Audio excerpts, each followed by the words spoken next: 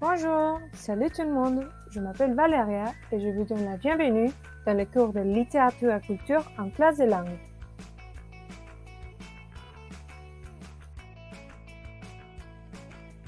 Aujourd'hui, je vais vous présenter un article intitulé « L'enseignement de la littérature selon la perspective actionnelle qui pourrait être une tâche littéraire » écrit par Jean-Marc Lucher.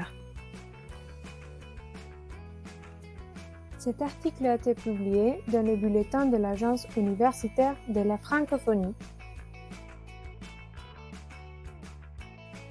Tout d'abord, l'auteur introduit l'article en décrivant l'apprenant, dans le cadre de la perspective actionnelle, comme un usager de la langue et dont les activités de son apprentissage sont forcément conçues comme des actions sociales, réalisées à travers des tâches. L'auteur mentionne la tâche pédagogique, que, en gros, est accomplir une activité dans le cadre de l'enseignement-apprentissage.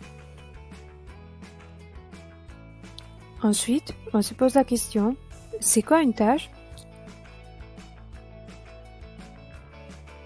Une tâche se définit par son but, pour y parvenir à un résultat tangible. Les tâches nous permettent de planifier les différentes étapes pour atteindre un objectif. Dans le cas de la tâche pédagogique, plus elle est comparable à une tâche de type social, plus l'assimilation de l'apprenant est vérifiée. Alors, une fois mis en contexte, l'auteur nous invite à nous pencher sur l'enseignement de la littérature et nous propose en quoi la lecture en classe ressemble à la lecture hors de classe, c'est-à-dire dans le monde.